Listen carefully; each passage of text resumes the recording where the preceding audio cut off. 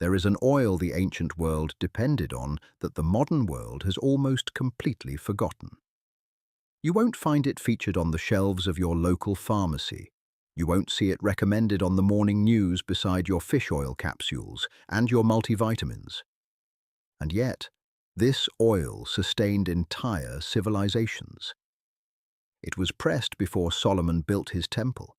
It was traded across the ancient Near East when the roads between cities were nothing more than worn paths in the dust. It was carried in clay jars on the backs of donkeys through the hills of Judea, through the valleys of Galilee, through the markets of Jerusalem. And here is what nobody is telling you. This oil, made without any chemical processing, without any of the industrial refinement we use today, contains one of the most powerful combinations of healing compounds ever found in a single food. Compounds that modern science has only recently begun to understand. Compounds that protect your heart, restore your joints, calm the inflammation that quietly tears your body apart from the inside. And Jesus of Nazareth used this oil every single day of his life.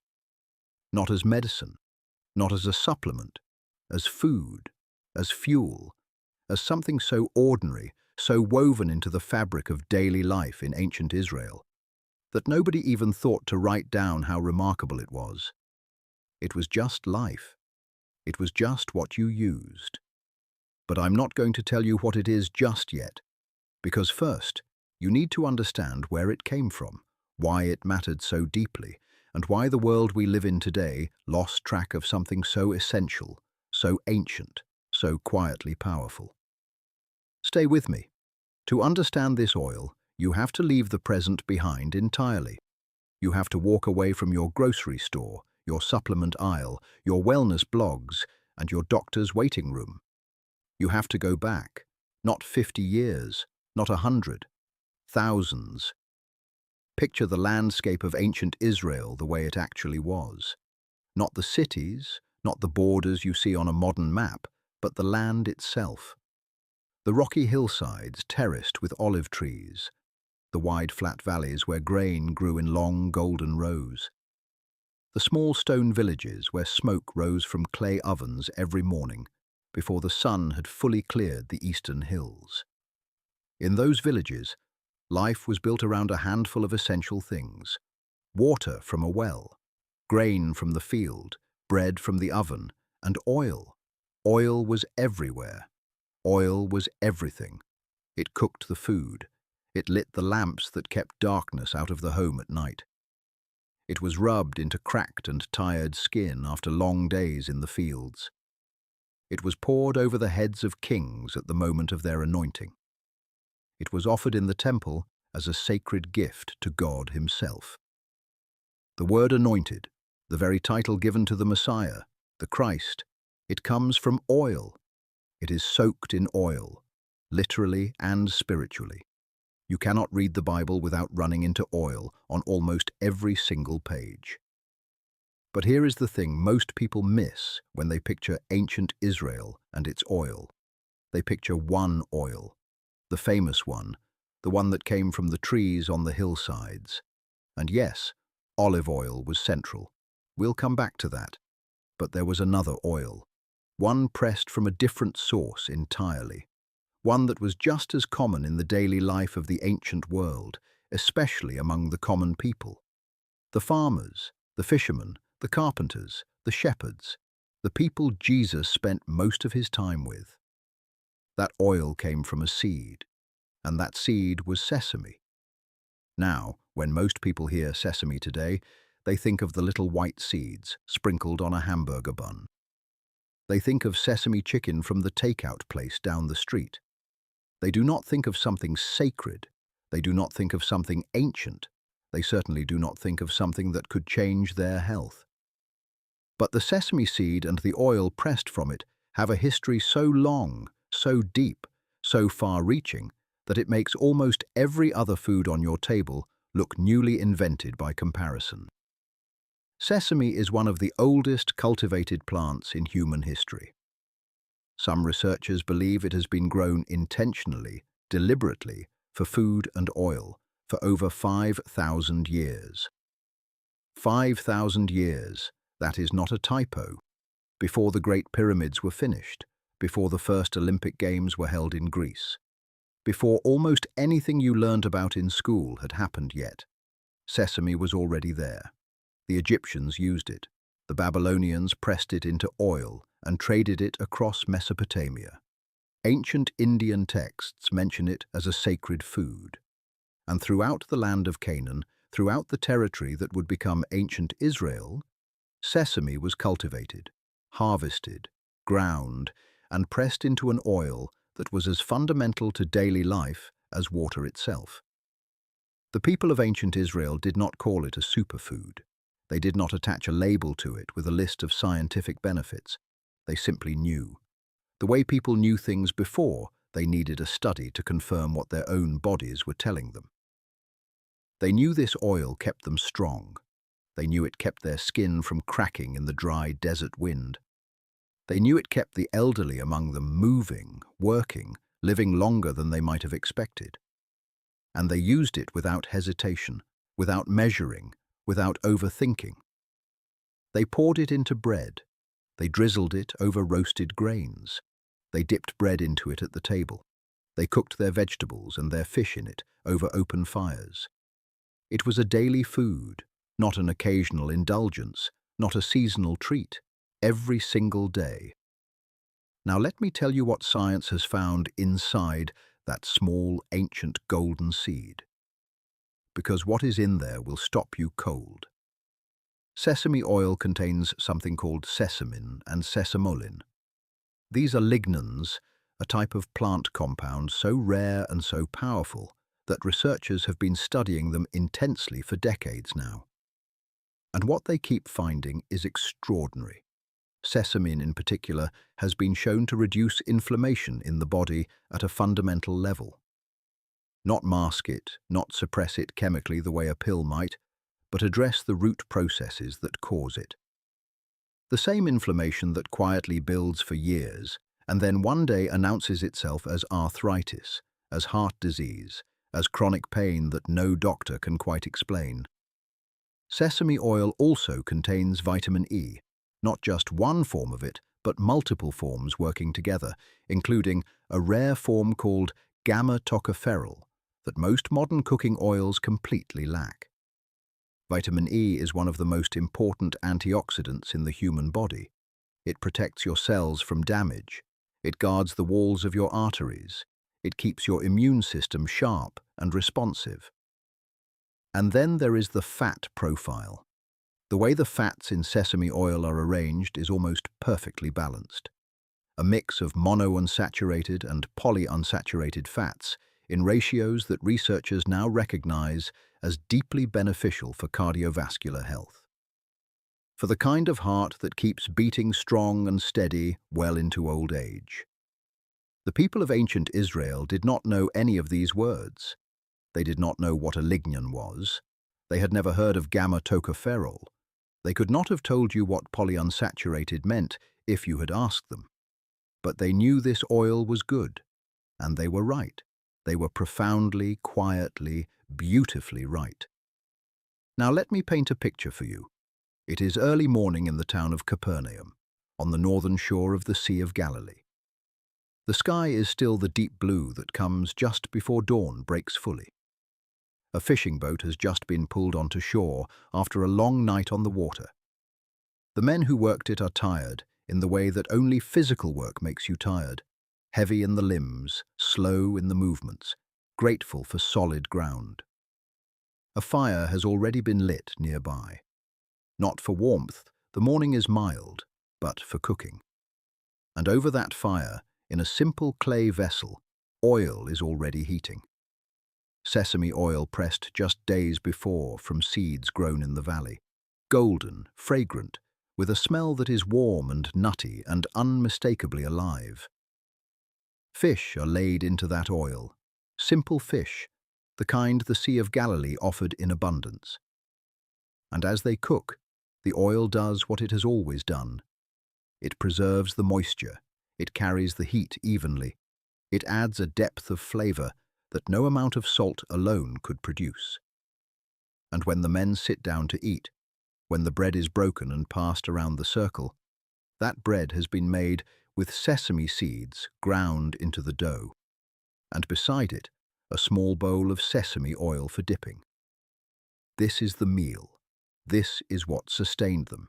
Not because it was ceremonial, not because someone told them it was healthy, but because this is what was available, what was grown locally, what had been part of this land and this people for so many generations that nobody could remember a time before it. And if you believe, as billions of people do, that Jesus walked those same shores, that he sat with those same fishermen, that he ate from the same fire and the same vessels and the same oil that everyone around him used every day, then this is what was on his table, not a supplement, not a capsule, not something ordered online and delivered in a brown box. Just sesame oil, pressed from seeds, poured freely, used without ceremony for something as simple and sacred as feeding the people you love. So if this oil was so common, so nourishing, so deeply woven into the daily life of one of the most influential civilizations in human history, why has almost nobody told you about it? Why is sesame oil not the first thing your doctor mentions when you ask about anti-inflammatory foods? The answer is the same answer it always is when something real and ancient gets quietly pushed aside. Money and convenience. As food production industrialized over the centuries, as the goal shifted from nourishing people to feeding them quickly and cheaply at the largest possible scale, sesame fell behind, not because it was inferior, because it was inconvenient for machines. Sesame seeds are small, they are delicate, they require careful harvesting. The oil inside them is rich and complex, and does not behave the way industrial producers want their oils to behave. It does not last as long on a shelf when it is unrefined. It does not strip down easily into the tasteless, colorless, odorless liquid that fills those giant plastic jugs in the cooking oil aisle. So the food industry did what it always does. It moved on to something cheaper and easier: soybean oil, corn oil, canola oil, oils that can be produced by the tanker load, refined until all the complexity is gone, and sold for almost nothing. And sesame, this ancient, powerful, 5,000-year-old food, got quietly reclassified. Not as a staple, as a flavoring, a finishing touch, something you use a few drops of at the end of a recipe for a hint of flavor. The amount went from daily and generous to occasional and minimal, and so did the benefit. But something is changing now. Researchers who study the relationship between food and inflammation, between what we eat and how our bodies age, between the ancient diets of traditional cultures and the chronic disease epidemics of the modern world, they keep arriving at the same place. They keep finding sesame. Studies on sesame have shown that it can reduce markers of inflammation in the body more effectively than many people expected from a food compound. Research has looked at its effect on blood pressure, on cholesterol levels, on liver health, on the oxidative stress that accumulates in cells over decades of living. And what they find, again and again, is that this little seed, this ancient food that has been growing in the hot, dry fields of the Near East for 5,000 years, does things that modern chemistry is still struggling to fully explain. There is something in it that works, something real, something that the people who grew it and pressed it and poured it into their bread and their bowls experienced in their bodies without needing a clinical trial to confirm it. Sometimes the oldest answers are the truest ones. Now there is something else I want to tell you about sesame. Something that goes beyond the nutrients, beyond the science, beyond even the history. There is a spiritual dimension to this food that runs through the entire story of the ancient world. Oil in the Bible is never just oil, it is always more than that. When a king was anointed, oil was poured over his head as a sign that something sacred was being transferred. Authority, responsibility, a connection to God that ordinary life did not carry. When the prophet Samuel anointed David in the middle of a field, surrounded by his brothers who were all taller and stronger and more obvious candidates for kingship, he poured oil. And something changed in that moment. Something that could not be seen but could be felt. When the priests prepared the temple for worship, when the sacred lamps were lit and the offerings were prepared, oil was central to every part of it. The lamp of God in the tabernacle burned on oil. The bread of the presence was made with oil mixed into the dough. The anointing of priests, the consecration of sacred objects, all of it involved oil being poured, being rubbed, being applied with intention and care. Oil was the physical substance through which something invisible was made tangible. And sesame oil, pressed in the villages and farms of that same ancient world, carried some of that weight, whether people named it or not. It fed the priests who served in the temple. It lit the lamps in the homes of families who prayed together at the end of each day. It was in the bread that mothers made for their children before sending them out into a world full of uncertainty and hardship. There is something profound about the fact that the most sacred moments in the biblical story kept coming back to oil, to something pressed from a seed, to something that had to be crushed in order to give what it had to give. There is a metaphor there, a long, quiet one. Now, I promised you something practical. I promised you something you could bring home and make in your own kitchen, something that connects you not just to the history, but to the actual physical experience of eating the way people ate in the ancient world. So here is what I want to give you. A recipe for a bread and a dip that together would have been entirely recognizable to anyone sitting at a table in first-century Galilee. A combination so simple, so honest, so deeply nourishing that once you make it, you will wonder why you ever needed anything more complicated. This is the bread of sesame and ancient grain, served with the oil and herb dip that would have been common at tables throughout the ancient Near East. Together, they carry everything that modern food is missing. Let me walk you through it. For the bread, here is what you will need. 1½ cups of whole wheat flour or barley flour if you can find it. Barley was the grain of ordinary people in ancient Israel. It was hardy, it grew in difficult soil, it survived conditions that would have destroyed a more delicate crop. It was the grain of resilience. But whole wheat works beautifully and was also used widely throughout the region. 1/2 cup of sesame seeds, whole, raw and unhulled if you can find them. Unhulled sesame seeds still have their outer coating, and that is where a significant portion of the calcium and the minerals live. Hulled sesame seeds are more common in stores and will work fine, but unhulled is closer to what the ancient world actually used. 1/4 cup of ground sesame seeds, also called sesame meal, if you have a small grinder or a food processor. This goes into the dough itself and gives every bite that deep, nutty, ancient flavor.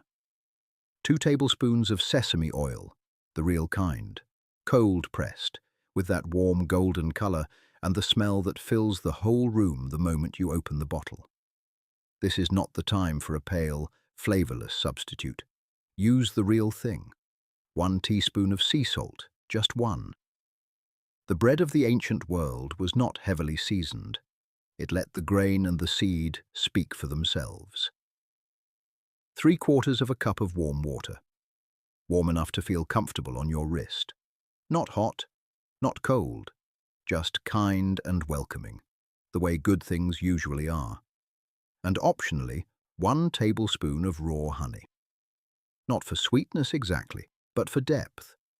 Honey in ancient Israel was considered a blessing in the most literal sense.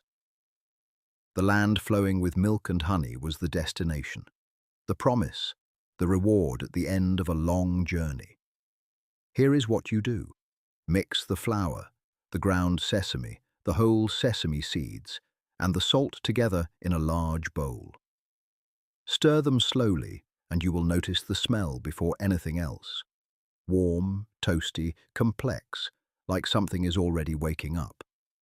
Add the sesame oil and the honey if you are using it. Work them into the dry mixture with your fingers until everything is coated and the texture feels like damp sand. Loose, slightly clumping, fragrant. Add the warm water a little at a time, mixing as you go until the dough comes together. It will be denser and heavier than anything you have made from white flour. It will feel more serious somehow, more substantial. That is exactly right. Knead it gently for just a few minutes, not the long, aggressive kneading of a yeast bread. This dough does not need that. It just needs your hands on it for a little while, pressing and folding until it is smooth and cohesive, and holds its shape when you form it into a ball. Let it rest for 15 minutes. Set it aside. Cover it with a clean cloth, and let the grain absorb the water fully. Let everything settle into itself. Shape it into a flat round, not too thick, about 1.5 inches at the center, thinner toward the edges. This is not a modern sandwich loaf. This is something much older than that. Something pressed and flat and wide, made for tearing and dipping and sharing. Press more sesame seeds into the surface until the entire top is covered. Press them in firmly enough that they will stay through the baking. They should stud the surface like something set with intention. Score the top with a knife. A few cuts, 2 or 3, nothing elaborate. Just enough to let the steam find its way out and to give the bread that ancient, handmade look that no machine has ever been able to replicate. Bake it at 375 degrees Fahrenheit for 25 to 30 minutes until the top is golden and firm, and the sesame seeds have toasted to a deep, warm brown that smells like something between a nutty cracker and a freshly baked prayer.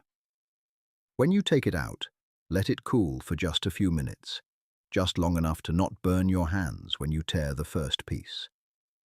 And now the oil. This is the part that might surprise you, because the dip, the sauce, the thing you tear this bread and drag through at the table, is in some ways even more important than the bread itself. In the ancient world, oil was not just a cooking medium. Oil at the table was a food. You did not just use it to prepare something else. You consumed it directly. You poured it into a bowl, you added things to it, and you used your bread to carry it to your mouth. Here is what you will need for the dip. 1/4 cup of cold-pressed sesame oil as the base. This is the heart of it. Everything else circles around this. 2 tablespoons of good olive oil, because in the ancient world, these 2 oils often shared the same table, the same bowl, the same bread. They were not rivals, they were companions. 1 clove of fresh garlic, crushed or very finely minced. Garlic was everywhere in the ancient Near East. The Israelites in the wilderness famously lamented leaving the garlic of Egypt behind. That is how important it was. That is how much they missed it. Garlic that is remembered in the middle of a desert crossing is garlic worth including.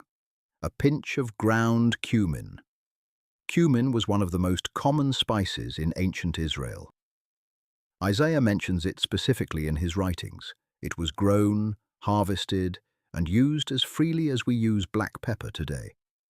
A small pinch of ground coriander, another ancient seed spice, native to the region, present in the food of this land for thousands of years. A little sea salt to taste. And if you want to be truly authentic, a very small drizzle of pomegranate molasses or a few drops of fresh lemon juice for a touch of brightness that cuts through the richness of the oil and reminds you that ancient food was balanced, complex, and deeply intentional even when it looked simple. Mix it all together in a shallow bowl. Let it sit for 10 minutes so the garlic and the spices can begin to move through the oil, releasing what they have been holding. The smell that comes off this bowl is something that time has not changed at all. It is exactly what a kitchen in first-century Galilee would have smelled like on an ordinary morning.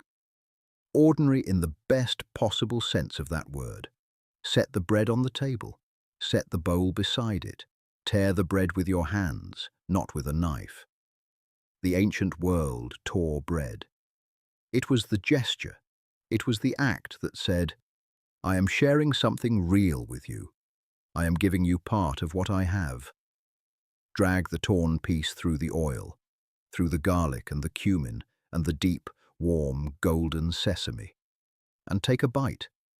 It will be unlike anything in your recent memory. Dense and nutty and grounded, rich without being heavy, simple without being boring. You will taste the grain, the seed, the oil, the spice, and underneath all of it, something harder to name. Something like continuity, something like connection to a very long line of human beings who ate this same thing at this same kind of table and felt, for a moment, that they had enough. There is a moment I want you to think about, a specific one. The road to Emmaus. 2 disciples walking away from Jerusalem after the crucifixion, their hopes shattered, everything they thought they understood turned upside down and scattered like grain in a windstorm. A stranger joins them on the road. He walks with them. He talks with them. He opens up the scriptures in a way that makes their hearts feel strangely warm inside their chests, though they do not yet understand why. And then evening comes, and they ask the stranger to stay, to eat with them. And he does. And when he takes the bread and breaks it, they recognize him. Not from his face, not from his voice, but from the way he broke the bread, from something in that gesture that was so familiar, so specific, so deeply his own, that it broke through every wall they had built around their grief and their confusion. He was known to them in the breaking of the bread. I do not think that is an accident. I do not think the story chooses that moment, that gesture, by coincidence. Bread in the ancient world was not just food, it was identity, it was relationship. The way you held it, the way you broke it, the way you passed it to the person beside you. These things carried meaning that went deeper than words. And the bread he broke that evening on the road to Emmaus, the bread that opened the eyes of 2 grieving people and made the whole world make sense again for a moment, that bread was made from the grains and seeds of that land, ground by hand, mixed with oil, pressed flat and baked over fire, not white bread, not processed bread, the real thing, the bread that carried inside it the accumulated wisdom of a people who had learned, over thousands of years of living close to the earth, exactly what the body needs to keep going. Now here is what I want you to sit with for a moment. We live in a time of extraordinary medical knowledge. We can see inside the human body in ways that would have seemed like miracles to people just 2 generations ago. We understand disease mechanisms and cellular processes, and the precise molecular pathways through which inflammation does its damage. And yet, we are sicker in many ways than the people of the ancient world were. Chronic inflammation is epidemic. Heart disease remains the leading cause of death in the developed world. Arthritis, joint pain, cognitive decline, the slow erosion of the body's ability to repair itself. These are experiences that an enormous number of people are living with every single day. And the foods we are eating, the oils filling our bottles and our pans, the processed, refined, industrially produced liquids that replaced the ancient oils pressed from seeds by stone and by hand, those modern oils are a significant part of the problem. Scientists who study the ratio of omega-6 to omega-3 fatty acids in the human diet have found that modern Western diets have thrown that ratio catastrophically out of balance. We eat far too much of the inflammatory kind of fat and far too little of the kind that calms the fire down. The ancient diet, built on whole seeds and cold-pressed oils and real grains, had a ratio that was close to balanced. maybe not perfect by any modern measurement, but close, reasonable, human scale. Sesame oil fits into that picture. It has always fit into that picture. The people who pressed it from seeds in the fields of ancient Israel were not doing something primitive. They were doing something right. They were feeding themselves in a way that aligned with what their bodies actually needed. And somewhere along the way, we lost that alignment. We replaced it with something cheaper and faster and more convenient. And we are paying for it. So what do you do with this? You do not need to throw out everything in your kitchen. You do not need to become a historian or a biblical scholar or an expert in ancient Near Eastern agriculture. You just need a bottle of cold-pressed sesame oil and a bag of sesame seeds and an afternoon with your oven and your hands. You just need to make the bread and the dip and sit down at your table with someone you love and tear it and dip it and taste something that has been waiting 3,000 years for you to remember it. That is all. Because the remarkable thing about ancient wisdom is that it does not require a degree to access. It does not require money or equipment or a specialized kitchen. It requires only the willingness to slow down for an hour, to work with your hands, to trust that the people who came before us, who survived for thousands of years on what the land gave them, knew something worth knowing. The sesame seed has been quietly offering itself to human beings for 5,000 years. It has been pressed into oil in the kitchens of Egypt and Babylon and Israel and everywhere in between. It has been ground into bread dough and stirred into stews and rubbed onto the surface of flatbreads, baking over open fires. It has been on more tables than we will ever know, in more meals than history has bothered to record, in the hands of more mothers and farmers and fishermen and prophets than any archive could ever catalogue. And it is still here, the same seed, the same oil, the same flavor, warm and nutty and ancient, that would have risen from a bowl on a table in Galilee 2,000 years ago. It has been waiting. The next time someone tells you that the solution to your inflammation, your joint pain, your foggy mind, your tired heart, is the newest product in a sleek bottle with an expensive label and a celebrity endorsement, remember this. Remember the clay jar, the stone press, the warm golden oil poured freely into a simple bowl and set on a wooden table for everyone to share. Remember that the people who built the oldest continuous civilization in the ancient Near East, who wrote the texts that billions of people still read today, who raised their children and buried their parents and prayed through their hardships and celebrated their harvests. Those people were not missing something that only modern science could provide. They had it. They pressed it from seeds they grew in their own fields. They used it every day without making a ceremony of it, because to them it was not special. It was just life. And maybe that is the most important thing to understand. The healthiest things are rarely the most expensive. The most nourishing foods are rarely the most complicated. The ingredients most worth reaching for are often the oldest ones. The ones that have been feeding human beings for so long that the knowledge of how to use them is not in any book or any lab report, but in the hands of the women who mixed them into dough before the sun came up, and in the memory of the land itself. That is where this knowledge lives. And now it lives here too. In this video, in your kitchen, in the bread you are going to make, and the oil you are going to pour, and the table you are going to set. The bread is sesame. The oil is sesame. The tradition is 5,000 years old, and it belongs to all of us. If something in this story landed somewhere real today, if these pictures of ancient kitchens and dusty roads and simple wooden tables feel like something more than just history, do not keep that to yourself. Pass it along.